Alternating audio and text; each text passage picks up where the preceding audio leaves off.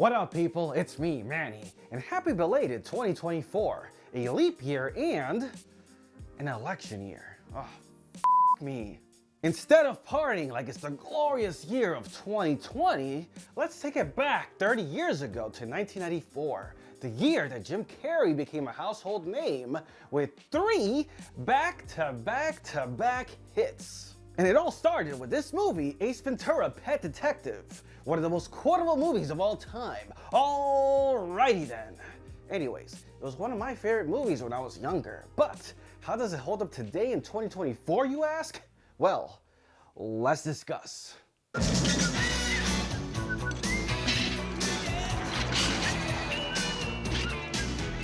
Ace Ventura: Pet Detective was released on February 4th, 1994. Now, I don't know why, but for the longest time, I could have sworn this movie came out in 1993, but no, yeah, it was early 1994, so I guess I wasn't off by much. Anyways, here's your spoiler warning as I'm quickly and briefly gonna go through the movie's plot. This story takes place in Miami, Florida, where we see the pet mascots for the NFL team, the Miami Dolphins, get kidnapped a few weeks before the Super Bowl. So Roger Predactor, played by Troy Evans, and Melissa Robinson, played by Courtney Cox, hire Ace to find the mascot dolphin, named Snowflake, before the Super Bowl, or else they will get fired by the team's owner, I think? I don't know, I don't watch football, so I don't really know how this works. But yeah, I think he's the owner. Anyways, while Ace is investigating Snowflake's tank, he finds a rare ember stone from a 1984 AFC championship ring that belonged to one of the players from the 1984 Dolphins team. So he cleverly and hilariously checks all their rings to see if any of them are missing a stone. But nope, they're all intact. Later they get informed that Roger Predactor apparently committed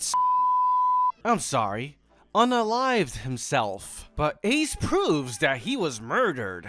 We can say that, right? Murdered? Huh? Algorithm? Good. Anyways, he found that out because the neighbor heard a scream from Predactor, but they found his balcony door closed and it is soundproof. So the only way she could have heard that scream is if he got killed inside the apartment, then got thrown off the balcony. That's how he explained it. I think it checks out, but I don't want to think too hard about it, so I'll just take his word for it. I'm not a detective, or a pet detective. But yeah, Lieutenant Lois Einhorn, played by Sean Young, is annoyed by Ace and tells him to get the hell out. He then goes back to Melissa's house, where he sees another picture of the Dolphins team, but this time he notices somebody that wasn't there before. Ray Finkle, the former place kicker who missed the game-winning kick in the 1984 Super Bowl. So his hometown hates his guts. So after banging Melissa, he goes to Ray Finkle's parents' house to find him, but instead finds out that he completely lost his mind and blames quarterback Dan Marino for missing that Super Bowl kick and losing the game. Dan Marino gets kidnapped, and Ace goes to talk to Lieutenant Einhorn about it, but she just makes out with him. Ace then goes to an insane asylum to get some more info on Ray Finkle, but the only thing he finds is his article about Lois Einhorn being a missing hiker. So now Ace has to try and find out what is the connection between Einhorn and Finkle, until it dawns on him. Einhorn is Finkle. Finkle is Einhorn. Einhorn is a man, and he made out with him. Oh, don't you worry, I'll get back to this part. On Super Bowl Sunday, Ace follows Einhorn and confronts her in front of Dan Marino and Snowflake. They have a big fight, the police show up, so now Ace Ventura goes for the big reveal, but no, she looks like a woman. Until he found Captain Winky! They get Snowflake back to the game on time, and they live happily ever after. Oh, and Ace gets into a fight with the Philly Eagles mascot because he shooed away a rare bird that was worth thousands of dollars. The end. Now let's get straight to it. Is this movie still funny? Yes, but to me, it's not as funny as I remember. The opening scene where he's making that delivery to steal the dog is still pretty funny and entertaining. I always appreciated the joke with the car's side mirror. Warning! Are closer than they appear! And this part, where he sneaks past his landlord, played by Mark Margolis. I hope I said that right. And yes, he also played Hector Salamanca in Breaking Bad and Better Call Saul. May he rest in peace. Moving on, the scenes with him trying to look at everybody's rings was also pretty funny. Also, I never got this joke as a kid, but rightfully so. I had no idea what she was doing to him, but now I do. Also, this joke right here. Became very highly recommended by Martha Metz. Martha Metz. Oh, yeah, the bitch. What?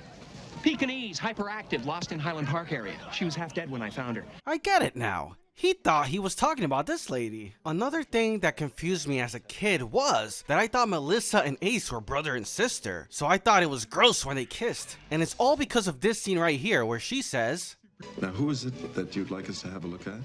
My brother. So yeah, it went over my head that they were just pretending to be brother and sister so he could get into that mental hospital. Yeah, a little embarrassing, but I guess as a kid, it just went over my head, so yeah, whatever.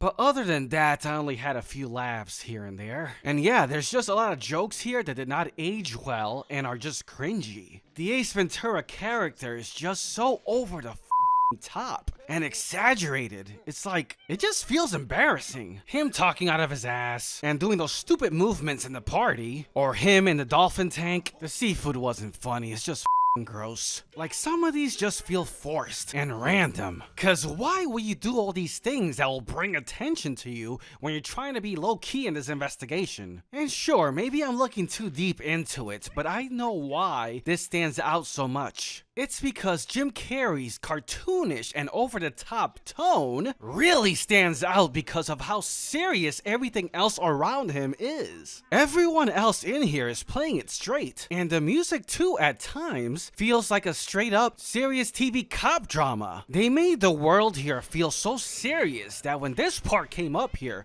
where he catches the bullet with his teeth, came out of nowhere. It's like, I know he's like over the top, but I thought this was still the real world. He shouldn't be able to do that. This movie has some pretty dark moments. Mainly the part where Ace Ventura walks into Ray Finkle's room, and the music and everything and the imagery is just, yeah, pretty dark. It just didn't work for me. The contrast is way too much. Like, I could see why critics didn't like this movie when it first came out. Now, tone-wise, it felt better in When Nature Calls, the sequel to this movie, because if I remember correctly, almost everything there got sillier, so yeah, it blended better. But again, I'm going by memory because it's been quite a few years I've seen that movie. I don't know, I get hit in the head a lot. CTE is funny. Anyways, let's talk about when Ace Ventura finds out that Lieutenant Einhorn is a man, and she kissed him in an earlier scene. So his reaction is of extreme disgust. And at first, it's the typical gags of him throwing up and brushing his teeth. But yo, when he put his clothes in the trash and lit it on fire, and then he runs to the shower naked and starts crying hysterically, I lost it. That was hilarious. I was laughing my ass off because it's so exaggerated and such an overreaction. It's hilarious. Jim Carrey nailed that scene. And the song The Crying Game by Boy George starts playing, and it just makes it more funny. Oh, and then they cut to the part of him in the car eating just a bunch of gum. Yo, I was laughing my ass off. That was funny. It's such an exaggeration. Oh, it's hilarious. The over-the-topness really worked in this scene. Quick note, when I was looking for the song that plays during this scene, I typed in "Do You Really Want to Hurt Me" by Boy George, or excuse me, Culture Club, he's in that too. But nope, that's not the one, it's The Crying Game. So is it just me or those two songs sound alike? Could have sworn that was it. Let me know in the comments below. Also, that scene was spoofing another movie called The Crying Game, which I've never seen, and I couldn't find that clip in particular online for free, so I don't know. Family Guy did a similar joke like this, which was pretty funny though a bit long. Basically, in my opinion, I don't think it's offensive if you think kissing the same sex is gross. Just like if somebody enjoys the same sex, they might be disgusted if they kiss the opposite sex. And that's fine, we all got our preferences. And for those who might think that Jim Carrey is a homophobe, don't worry, he more than made up for it in that movie I Love You, Philip Morris. Now, I haven't seen that movie, but I did see certain clips, and yeah, Moving on, the next scene in question is when they find out that Lieutenant Einhorn really is a man because of, she tucked in her junk, and the rest of the cops start throwing up and spitting or whatever. Now, to me, this scene wasn't really that funny, but damn, Lieutenant Einhorn got around. I could see where that female Tennessee cop got her inspiration from. Am I right, fellas? Anyways, because of the reaction of all the cops here, this scene could be looked at as homophobe, which... yeah, I can see that. And yeah, it didn't age well. So if you're offended by it, I get it. And if you still think it's funny, I get it too. So to recap, in my opinion, Jim Carrey's reaction was hilarious because of how over the top and exaggerated it was. As for the cops' reaction, it just wasn't funny because it wasn't funny. It was mostly done for shock value with the reveal. And just in case, for the record, I am not a homophobe. If you want to have a sex change, be with the same sex, or even be with the opposite sex, more power to you. Because I have bigger things to worry about in my own life, from my job, my family, my dreams, to be worried about what other people are doing. So if you're one of those people who are really bothered by what consenting adults are doing with each other or to their own bodies, mind your own business and get a life. But anyways, that's just my opinion from a straight Hispanic male. Anyways, for story's sake, I think Einhorn should have been a woman, because that would have been funnier that Ace got it wrong. And though his character is smart, he is a bit of a bumbling idiot as well. In my opinion, it would have been more interesting if Einhorn was Ray Finkle's cousin or ex-girlfriend or something. And then Dan Marino could be like, oh wait, Ace, come here, I do remember her. Or something like that. I mean, just look at her here. Not the character, but Sean Young. Damn, she was fine. As for the story, yeah, I liked it. It's a pretty interesting detective story, especially if you're a football fan. There's a lot of football stuff here. Though, I don't know how accurate it is because when I looked up who played in the 1984 Super Bowl, the Dolphins were not in there. But that's fine too. You could just make up a story. It doesn't really matter. It's a movie about a pet detective. As for Ace Ventura himself as a character, I already mentioned how over the top he is, but he's also an ass. Like, he's pretty mean. I have no idea how Melissa fell for him. He was calling her fat and Also, in this deleted scene, I felt very bad for the gas station worker here. He's all sad and depressed and Ace just ignores him. I could see why they got rid of it. It wasn't funny. Actually, this is my first time watching all these deleted scenes because I had no clue they existed up until I was doing research for this review. Most of them could stay deleted, except for that scene where he acts like a dolphin. That was pretty funny. Also, I want to give it up to the cinematography here because it's shot pretty well. There are some cool shots here. And I love how everything just looks so 90s. Just look at this Dare sticker here. Now you see why I wore this shirt.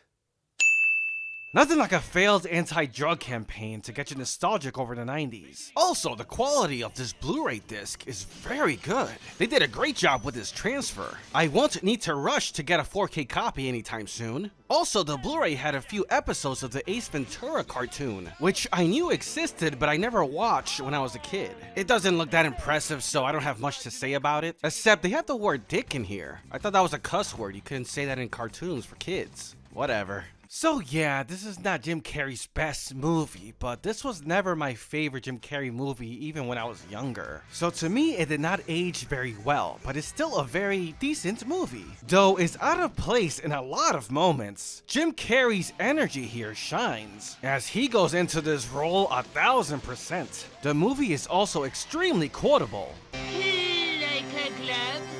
Alrighty then. The who? The her. Man, I was pleasantly surprised when Jim Carrey brought this quote back in 2020. There are situations in life, and this is one of them, where there must be a winner and loser. That caught me off guard. That was hilarious. But don't worry, he might have to dress up as Trump and say this again. Oh boy. Anyways, this is the movie that propelled Jim Carrey to the superstardom he enjoyed in the 90s. So I'm definitely thankful for that. Now, even though I see this movie's flaws more clearly now, I have to admit that nostalgia is helping me give it a bit of a better score. So with that, I give Ace Ventura: Pet Detective a 7 out of 10.